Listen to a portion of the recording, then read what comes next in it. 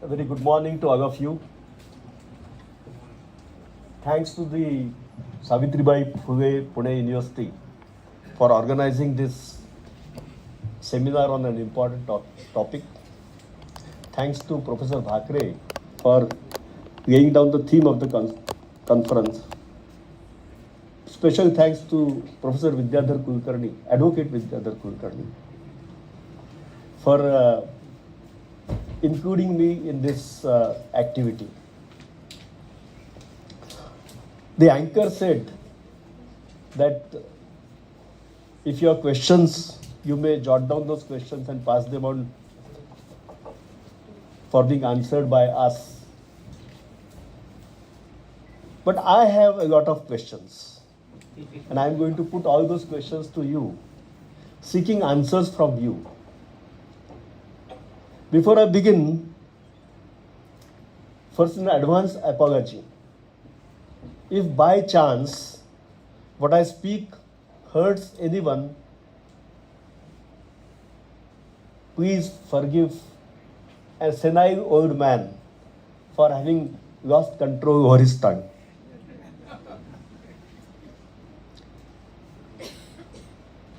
Uniform Civil Code has been a constitutional goal the day the Constitution was adopted.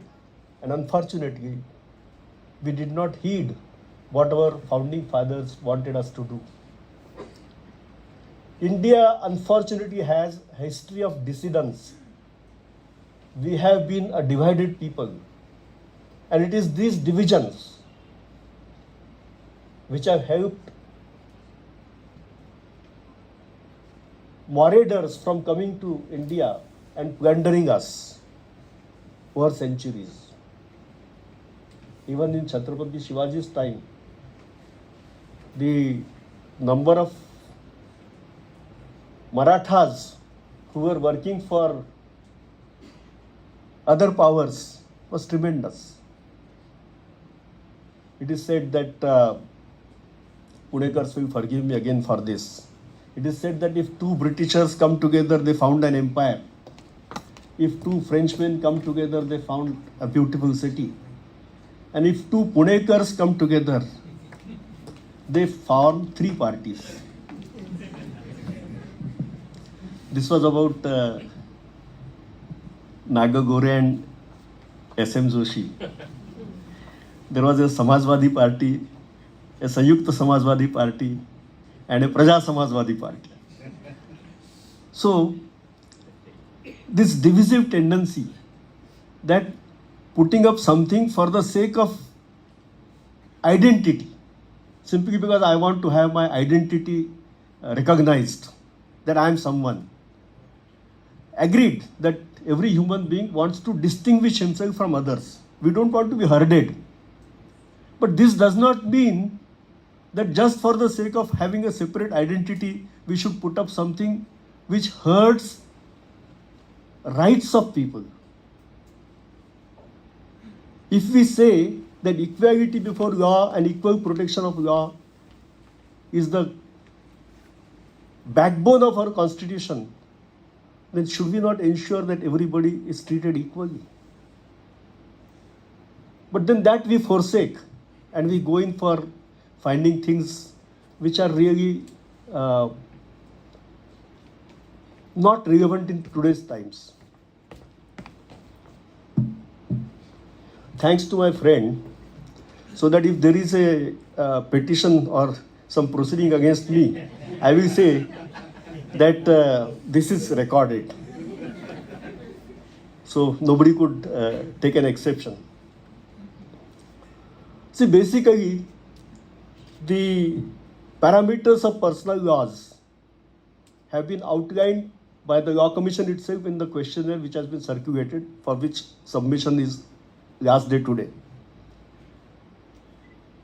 All that emanates from a basic human activity. Mating and attraction between persons of opposite sexes, opposite genders, are basically nature's contrivance for procreation and propagation of species. We can't run away from this reality.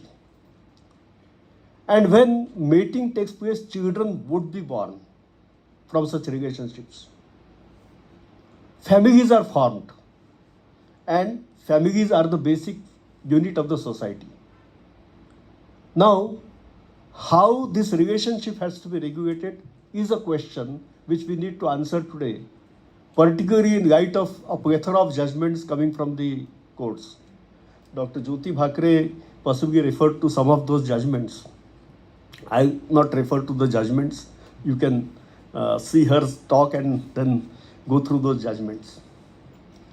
Regulating these relations through law has been a daunting task for the societies world over. Societies have sought to make provisions which will ensure propagation of species. That is the basic thing. Human beings, human race needs to survive.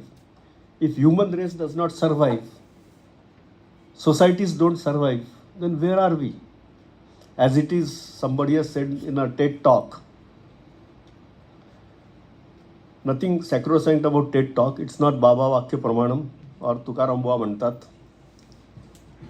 It said that the number of other organisms merely residing in our bodies is possibly 100 times our own human cells. Are we, over a period of time, going to make human bodies colonies for all these organisms, or going to have a sturdy human race, sturdy stock of human race? So this is the basic theme around which the entire discourse about Uniform Civil Code must go about. These provisions, for example, marriage. Now, unfortunately, there are some very intelligent persons who condemn the institution of marriage itself. That institution of marriage is antithetical to the freedom of women. This is in the judgment of Supreme Court. I am not talking out of my hat. Now, unfortunately for the author, the institution of marriage has been recognized world over. It's not just India. It's not just Hinduism. Everywhere there is an institution of marriage for a good reason. But if you demolish that institution itself, while on one hand we say that institution of marriage is antithetical to the freedom of women, and we talk about marriage of people belonging to same sex. When we talk about marriage of people belonging to same sex, when we talk about women, in the same mouth, it can't lie that there is nothing certain about who is a woman or who is a man. But that is what we think. So therefore, we need to have a fresh look at human relations from the perception of propagation of species, which is the foundation. See, these provisions, whatever law evolved over a period of time, this was response of the society to the prevailing situation. Widow remarriage was not known in India. That is what people say. Any dissenters here? No. I am told that Duryodhana's wife or widow married Yudhishthir after the war. Not a widow remarriage. Bhanuvati. Maybe Vyas wrote something fictional. He did not know anything. Nothing like this in fact happened. But then even if it is fictional, it is a reflection of the society. So protection of a woman who does not have the protection of husband now has been a concern for us. Prying eyes likely to humiliate a woman led to practice of sati, which was abolished. I am not propagating sati as a good practice. Please don't have misunderstanding. But that was the need of the time. That arose in course of a time. It was abolished in course of time. Now, Professor Tamboli is here. He may be able to tell uh, something better than me. But because these Arabs know, they were on a constant war with each other, just like us. We were also constantly fighting. And because of these constant wars, many men died in those wars, and the question of women arose. Therefore, Islam permitted widow remarriage. Not just that, this frivolous talk which we indulge in every now and then, that Muslims having 4 wives.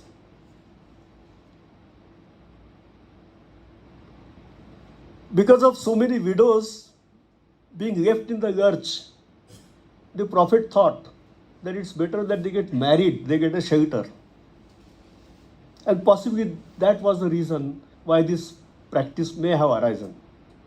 I'm just speculating. He is a professor who will tell you about this. But then that is not relevant today. And coming to back to that 4-wife business. The moment we talk of uniform civil code, no, there is a reaction from one group that is necessary because Muslims have 4 wives, which is bad. As if Hindu husbands are jealous of a Muslim husband having 4 wives. We immediately say that triple talaq, they can throw away their wives like dust. We can't. So it's not that Hindu husbands are aggrieved because they are treated unequally, not on par with Muslims. And this is not at all a dialogue meant to correct Muslim law. That is the last thing on the agenda. That is not the focus at all. But we bring it in focus and we make it appear that reforms to Mohammedan law is the object of this uniform civil code. Not at all. This has nothing to do with reform of Islamic law. This has nothing to do with any elections or politics. That this has been neglected for a long time, and this needs to be relooked from the perspective of the society as a whole, irrespective of religion. So why did religion come in? Religion came in because it was difficult for the leaders of the society to ensure obedience unless they invoked God's wrath. See, if you don't do this, God will punish you. That is how religion came in all this. So let us keep this religion away, no? Now you don't need the God's sanction. You can have sanctions for the society itself. So therefore, religious sanctions or religious origin of law, it was not law at all. It was a practice sanctified with the help of religion in order to ensure obedience. So that has to be kept away, no? That has nothing to do with how people should behave.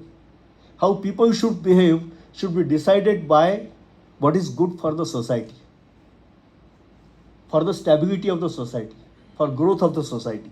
So let us first remove this religion business from our discourse. That has absolutely no relevance.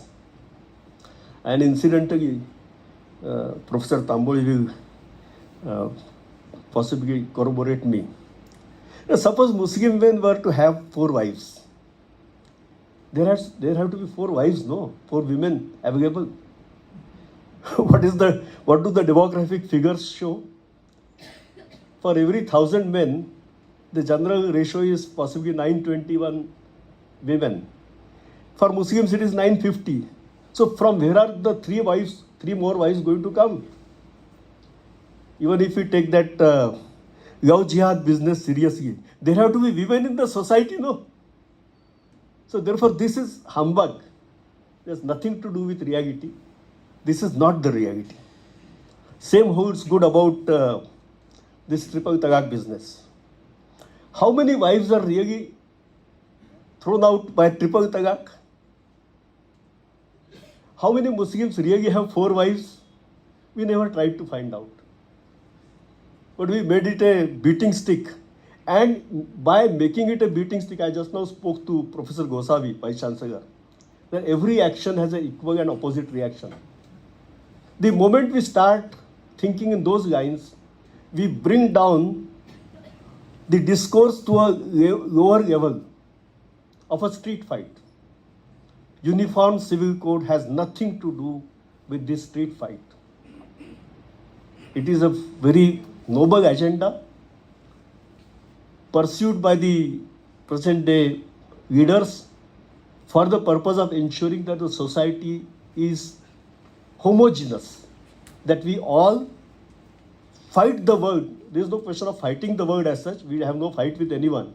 But then, if all Indians are a homogeneous group, then we can put our best. There is, of course, competition in the world, no? A fractured society will not be able to achieve anything in this competitive world. And therefore, we need to come together.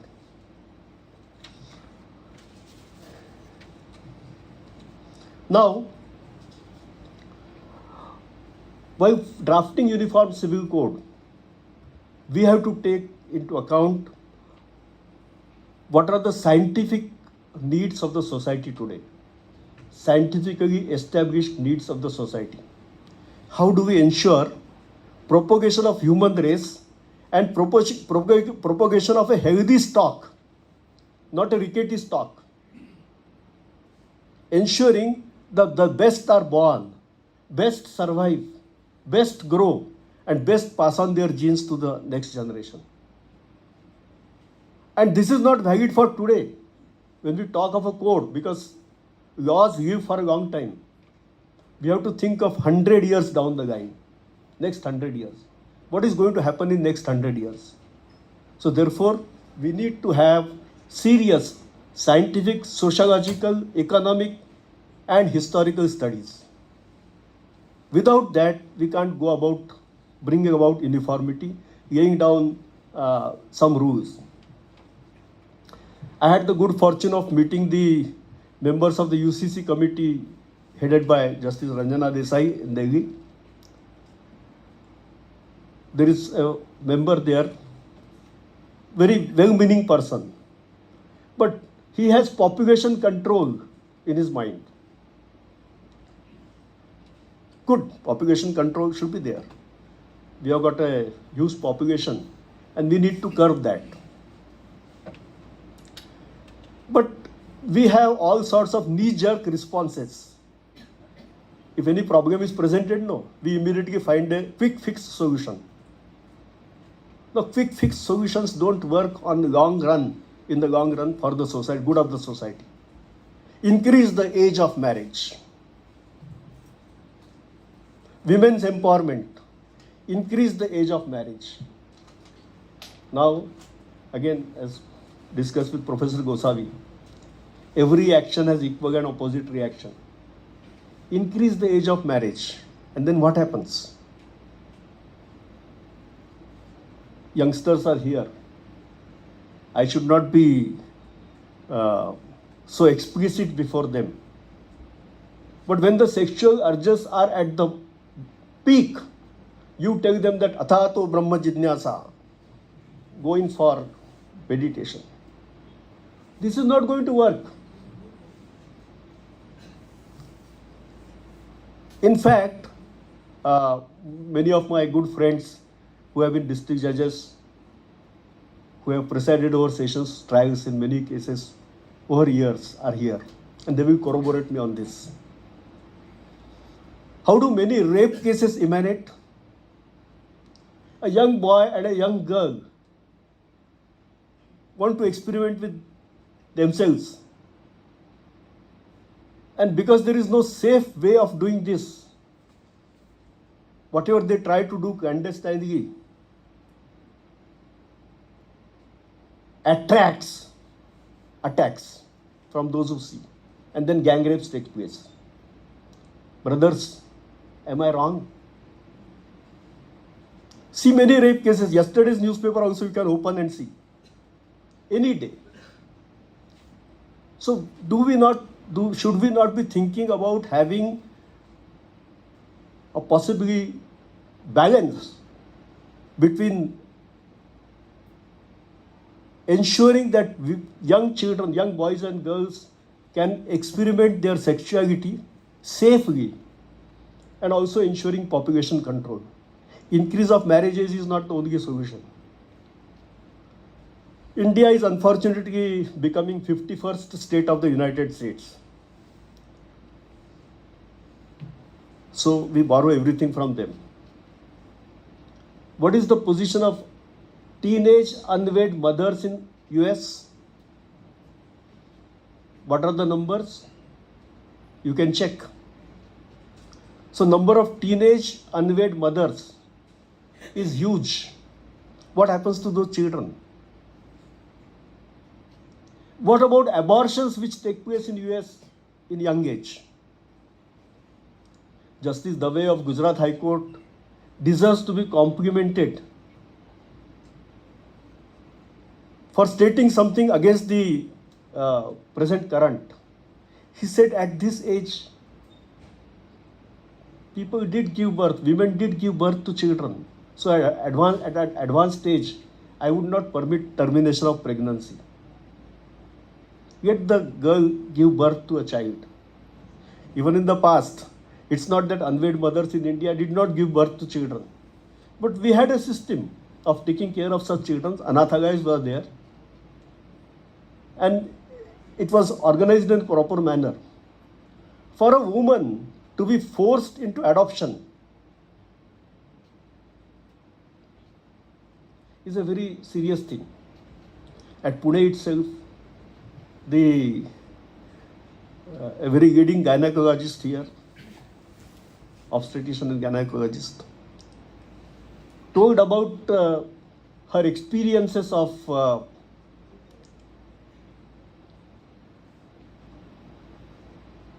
how a fetus reacts to being aborted.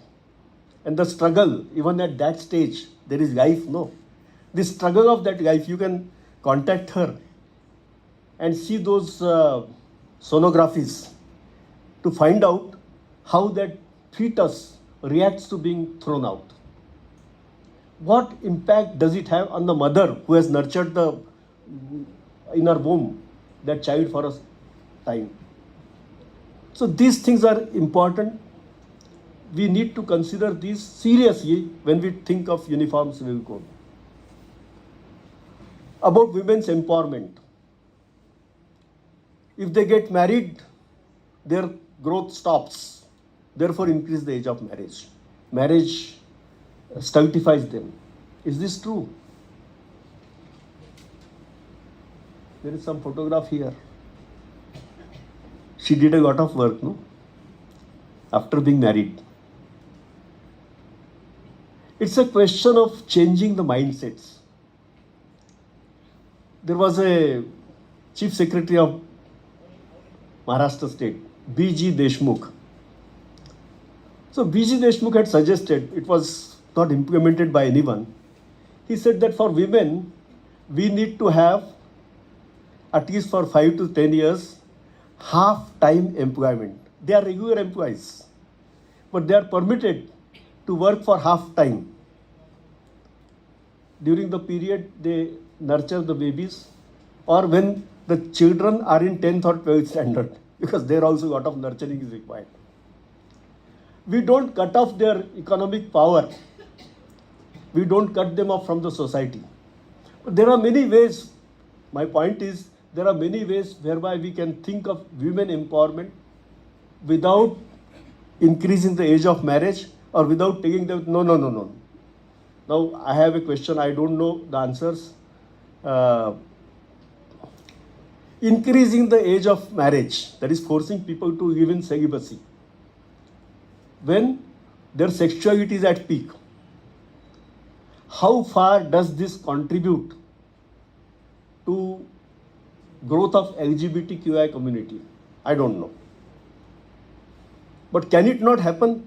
If I imagine, I think it can happen. If you force a person not to have sexual urge satisfied in a natural manner, there will be some other ways, no. And if it becomes a habit, then you say, no, it is, I have not come across any gene which shows that the person is LGBTQI by birth. Have you made any study to find out how many have been pushed into this LGBTQI business because of delays or because of failure of the society to provide natural means of experiencing sexuality? Sushil Modi, the Honorable Member of Parliament and Chairperson of the Parliamentary Committee on Law, has already indicated that as far as tribals are concerned, we may have a rethink. I urge Mr. Modi not to have a rethink on account of tribals, but peep into what tribals do. And why not do that for us? They experience their sexuality without any problems. So this is one thing. The secondly, what is the good age for a woman to carry a pregnancy, a healthy pregnancy? Unfortunately, men don't carry pregnancies. So therefore, it has to be women. Though some people have doubt about who is a man or woman. So, only recently, a day before yesterday also, there was a report in the newspaper that beyond 30, the chances of a healthy pregnancy recede. Educated families have this syndrome of DINK, double income, no kids. This is selfishness at the extreme. Like people in a crowded train. We are a crowded train. That I have entered the compartment. I don't want others to come in. Who are you, by the way? Isn't it? So therefore, this also has to be given a thought to. And this also should be a part of UCC agenda. It's not just about bringing about uniformity on the basis of perceptions which may have been created by some people. So, population control and women empowerment, along with ability to or ensuring that sexuality of children or youngsters is allowed to be explored, is an essential part. Otherwise, we will have a lot of population of perverts and we would be killing humanity. There will be no good stock of human genes. We will all be dependent on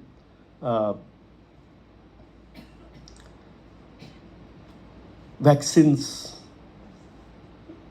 medicines, and other things. So one more thing.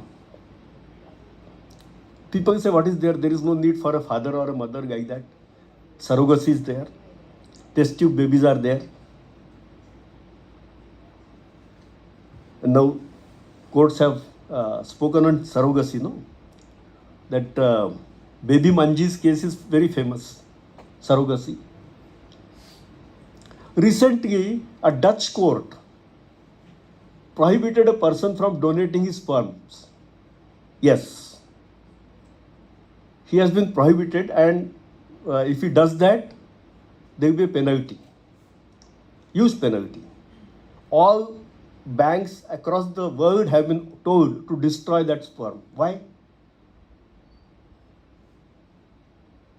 The court was alive to the fact that this can give rise to incestual relationships, because he has been donating sperm over a period of time.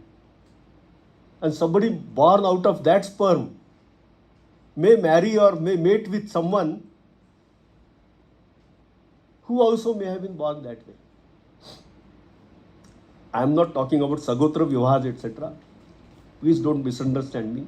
But the object was that if the stock is different, then you produce better results. Yield is better.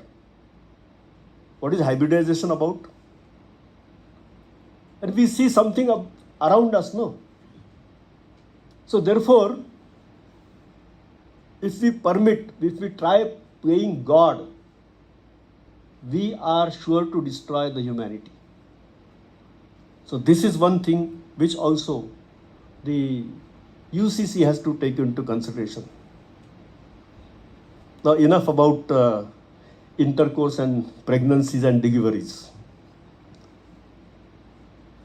All of you must be aware of a judgment in this is Uttam versus Saubhag Singh. Law professors will be able to tell you about that. This kills co-parcenary, This says that the moment there is a woman, the co-parcenary comes to an end. This is by Justice Nariman and Joseph. There was a lot of talk that why these two gentlemen, non-Hindu gentlemen, should be talking about Hindu co-parcenaries. But then we have moved a lot from the original position when women did not have rights on par with men. Now that is there. But this judgment has a potential of ramifications in various other things. For example, the joint family, Hindu undivided family for the purpose of income tax. Now that should come to an end, no? This has huge commercial repercussions. Do we think of this? This is also an area where Uniform Civil Code, we have to address these issues. We have to think of how to regulate succession. See, when a family is formed, naturally, family has some property, nucleus, it grows. And then succession to that property is something which law has to regulate. How people are going to get that property. So here also we have to think.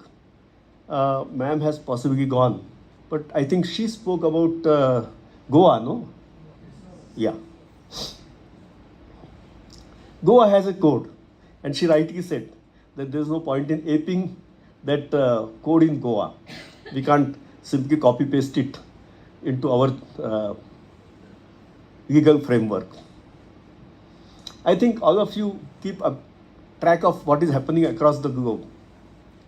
In Russia, there is a lot of demand for a much divorced woman.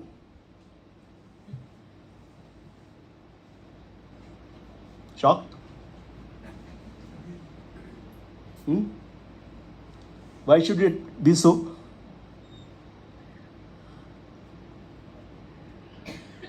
They follow this code, no? The moment a divorce takes place, the woman takes half of the property of the husband. So, another husband, another property. And therefore, the next prospective husband searches for a woman who has been divorced 3-4 times because she brings a lot of property. And then, again, because husband also, everybody gets equal, no? So from what she has brought from her previous husbands, this husband also gets half. Therefore, finding quick fixes of anything is not going to work. The idea of continuance of marriage forever may have been condemned as bad. But then stability of marriage is also required. Unlike animals whose offspring are on their own in, say, maximum a month, our offspring now is not on their own till 29, 30 years of age. So therefore, they need to be taken care of by both the parents. And therefore, stability of marriage is required. So having any solution which will destroy that stability is also not going to help. One more aspect about early marriages. My sisters here would corroborate me. घोड नवरी झाली की adjustment होत नाही.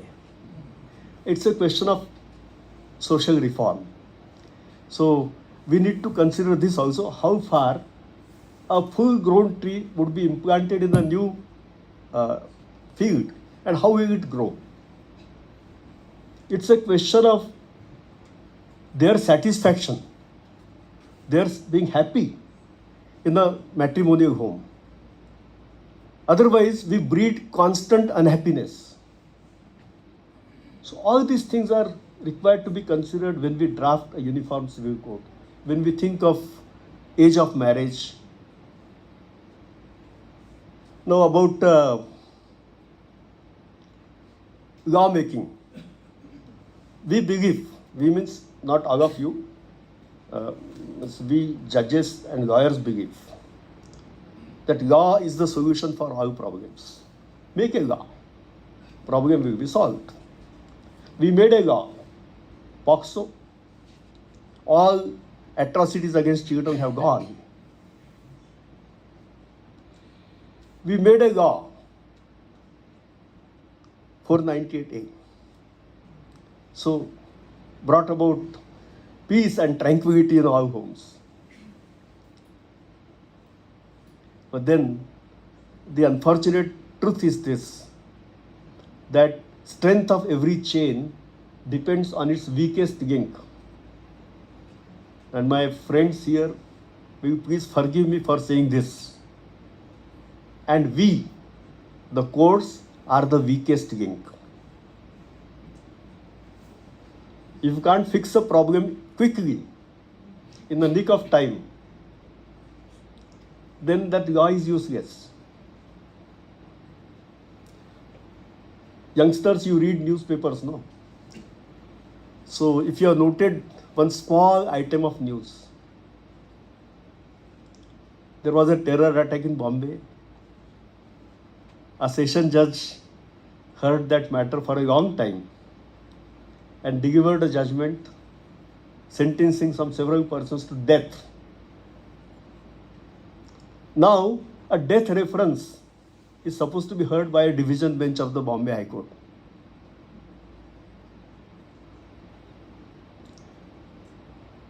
Bombay High Court did not have time, still possibly does not have time, to hear that death reference sentences imposed 8 years ago. Now see the fun. It's not an ordinary case. It's a case of terror attack. Death sentences were imposed 8 years ago. And we have no time. We correct the whole world. We tell the executive how it should behave. We tell the legislature how it should behave. We tell the university how it should conduct its affairs. But when it comes to conducting our own affairs, where are we? Now this erodes not just confidence in the people's confidence in the system. This also makes scarecrow of law. There may be some better expression from our Indian parlance, but I will borrow Shakespeare because after all, when Sahib says something, it's true. So therefore, Shakespeare says in a drama called Measure for Measure, don't make scarecrow of law that birds of prey may merrily perch upon it. And we have precisely done that. We have made a scarecrow of law. Ask any politician, any tainted politician. He says, I am not afraid. What is there? Prove my guilt. Take me to the Supreme Court. By that time, I am out of business. Incidentally, about more wives, no? More wives, more children, population control. There is a minister right now in Maharashtra who has a regular wife, children, another friend, children. Nothing wrong. Means I don't blame him. After all, it's physical attraction, etc. The late Narayan Dutt Tiwari and his son fought, both are no more, fought a long battle. So, we are not afraid because the law does not take a note. Prohibition of bigamy has been there for a very long time. But you just look around yourself and you find. This is because the law simply doesn't work. UCC needs to take into consideration at least this as far as family laws are concerned. Because here the time does not stand still. You must have seen that advertisement about plywood, court and plywood. Time stands still. Time may stand still for, say, a parliamentarian whose election is challenged. It doesn't matter whether he comes or somebody else comes. But in family matters, a party files a divorce petition today, and that is decided after 20 years through a hierarchy of courts. What happens? We again have quick fixes. Special court, form a special court for expeditious, speedy disposal of matter. What happens? Kaka Sahib is already wearing a hat. Kaka Sahib Jagtap is my very respected friend. He is already wearing a hat. We put one more hat on his head. Special judge for divorce cases on the side. So all this is not going to work. And if all this has to work, let us first decide what should be the agenda, what should be the scope of the UCC debate. There can be no doubt and there can be no dispute, no debate about the need for having one law. Need for having one law is necessary because we can't have a fractured society. We can't flaunt our identities just for the sake of identity. What is good for X is also good for Y. Therefore, let us try to do that. Of course, there is a danger. I said about scientific, sociological research, etc. Since I'm in Pune, I may be forgiven to mention this. You have heard of Sharad Sarda's case? Yeah. In advance, apologies for any contempt which may I inadvertently commit. In that case, it was decided that the girl must have committed suicide because some American professor in his treatise on psychology about American women wrote that in such a circumstances a woman can commit suicide. This was not about Indian women. This was not by a psychiatrist who had treated that girl in the past. We pick up something from somewhere, paste it here and say that this is scientific evidence by an American professor. So therefore the danger of this scientific evidence being produced before the Law Commission, maybe before the Parliament, is also there.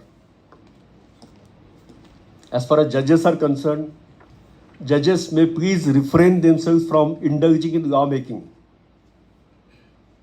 With inadequate material before them, when they try to lay down law, what happens is a disaster. There was an American judge called Brandeis. We call Brandeis brief. Brandeis was good because Brandeis had that Brandeis brief. Everything well researched. How far it is true about us. Therefore, please, for God's sake, leave lawmaking to the Parliament. Ultimately, professors of law are there. I suppose she has come back. Savigny, you remember, madam? Yeah. Great German jurisprudence Savigny talked of folk gist, will of the people. So we have to conform our legal regime to the will of the people. And for leaders of the society, it is necessary that they create this will of the people. I have a very silly suggestion, you may say, that well, the Supreme Court has already ruled that Parliament can legislate.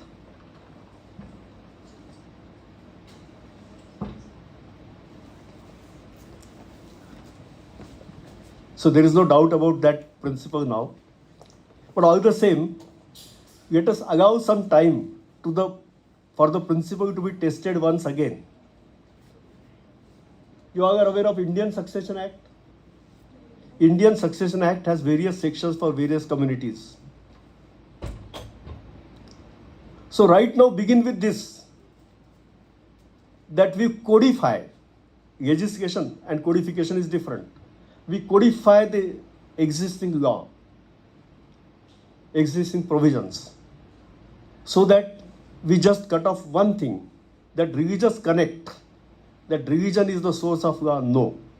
Source of law for Indians is Indian Parliament. And then add one more section to a similar code which we will draft, which enables people like me who are ready to forsake all identities other than Indian. No caste, no creed, no religion, nothing. I am an Indian, and this Indian law applies to me. With powerful leadership, it will be possible to persuade youngsters. It will be possible to build up a movement for having this Indian identity, that I am an Indian. And let us see how many resist being Indians, because that pressure will grow, and it will be difficult for a person to say that, no, I don't want that Indian identity. So, to sum up, I urge that please give a thought to the issues about future of humanity. We have tried to tamper with environment, and we are seeing the results every day. So quarreling with nature is very dangerous. And just as building dams is dangerous, building dams in human mind about the natural tendencies of human mind, natural urges of the body is equally bad. Let us channelize that.